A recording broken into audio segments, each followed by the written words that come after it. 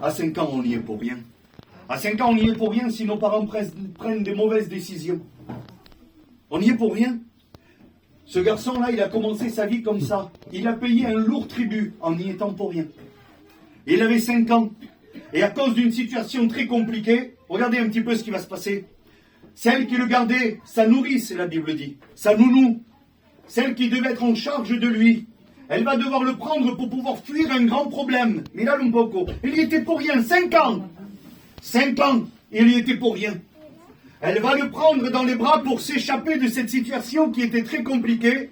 Et puis dans sa fuite, quand se está acabando, elle le fait tomber. Elle le fait tomber par terre et la Bible dit qu'il va rester paralysé toute sa vie. La Bible parle d'être perclus des 2 pieds, paralysé. Il ne pouvait plus marcher. Il va avoir cette marque sur son corps toute sa vie et il n'y était pour rien. La Bible dit qu'il va aller devoir se réfugier dans une ville qui s'appelle Lodébar. Je vous dis ce que ça veut dire. Lodébar, la traduction c'est ça. Ville sans pâturage. Aucun espoir. Terre stérile. C'est quand même un lieu avec des tourments où il va aller se réfugier. Je voudrais vous faire rappeler qu'il y était pour rien. Il avait 50 ans. Il y était pour rien. Et pourtant, il va être déporté dans ce village, à part de tout le monde. Et puis là, il va se mettre à faire sa vie, si vous voulez. Il va faire sa vie, tout doucement, il va faire sa vie. Mais je voudrais m'arrêter quelques minutes pour vous expliquer en quoi cela vous concerne et cela me concerne ce soir. Parce que je ne suis pas venu vous raconter une histoire qui a plus de 2000 ans en arrière. Ça apporterait rien à personne. Je suis venu au nom de Jésus. Amen. Digo bien, au nom de Jésus. Alléluia. Dévoiler les cœurs ce soir. Santo. Si. Il y a des personnes qui subissent des situations encore aujourd'hui, ce soir, dans ce lieu. Ils les subissent et ils se sont réfugiés. Tu t'es réfugié. Je ne vais pas tourner autour de la parole de Dieu. Tu t'es réfugié dans une terre sans pâturage, sans aucun avenir, sans espoir. Une terre de désolation. En quelques mots, tu t'es renfermé en toi-même. Tu as été d'accord de subir l'erreur que les anciens ont fait. Mes anciens ont fait des erreurs. Si, je vais vous expliquer en quelques mots, paquete claro. La première qui est allée à la réunion en mi casa, dans ma famille, c'est ma grand-mère, la Joaquina. C'est la première. Avant elle, no dian al culto. Ils avaient une tradition, ils avaient une position qu'ils avaient prise. Ils avaient fait leur choix que nous, plus tard, on allait subir. Bon. Est-ce que vous comprenez? On allait subir ce choix-là. Mais moi, je n'avais pas choisi ça. Mon père, il n'avait pas choisi de ne pas être chrétien. C'était un choix que les anciens avaient fait pour moi. Je vous le dis, ils ne sont pas ici, et puis même s'ils auraient été là, je l'aurais dit. Et il y a une famille sur Nice, on est... Más o menos familia nuestra, je ne dis pas qui c'est. Más o menos familia nuestra. Et puis, quand on essaye de leur parler de l'évangile, la réponse qu'ils nous donnent est celle-ci. Ah non, non, non. Moi, mes anciens, ce n'est pas des chrétiens. Nous, on allume des bougies, pas cual lo hace, sur repito demasiado, le Seigneur le savait. Je ne suis pas venu ici pour juger qui que ce soit, mais pour vous annoncer le message de Dieu.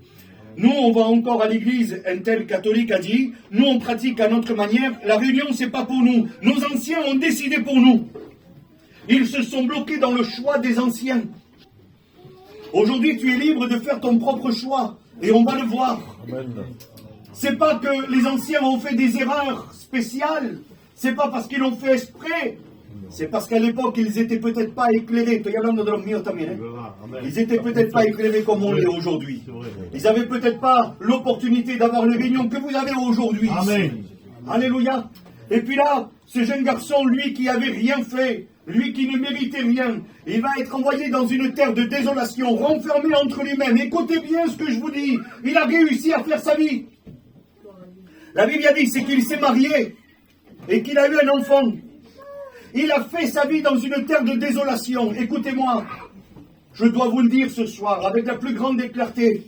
Tu crois avoir réussi ta vie parce que tu as des projets, parce que tu crois être libre de ce que tu veux, parce que peut-être même que tu as des enfants et que tu t'es marié. Tu crois pouvoir gérer. Écoute-moi, je te le tiens à te le dire. Aujourd'hui, tu vis dans une terre de désolation. La Bible dit que quand il n'y a pas Jésus dans un cœur, le cœur est desséché. Et ce soir, ce que nous sommes venus te présenter, vous l'avez compris, c'est Jésus. Amen. Il y en a assez de te retrouver dans cette terre de désolation, loin de tout le monde. Lui croyait qu'il allait finir comme ça, perclus des deux pieds, loin de tout le monde, éloigné de tous, et il croyait qu'il allait finir comme ça. Il croyait que c'était sa vie finalement. Aujourd'hui, je pose la question, je dois le savoir.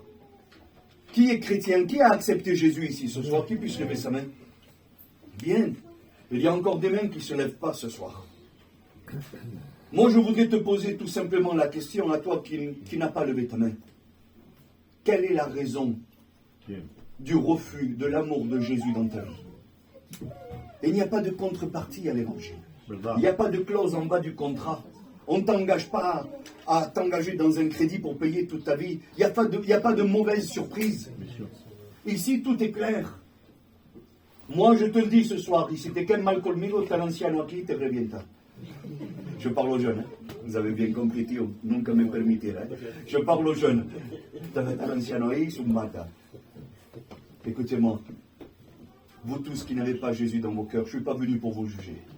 Je suis venu vous dire qu'il y a un moyen de sortir de cette terre de désolation, de cette terre que tu t'es résolu à vivre. Méphibosheth, il s'appelle. Lui, il avait résolu de vivre à Lodébar. Il avait résolu de vivre dans un lieu sans pâturage. Excusez-moi, une brebis sans pâturage, non se puede quedar. C'était pas un lieu pour un chrétien.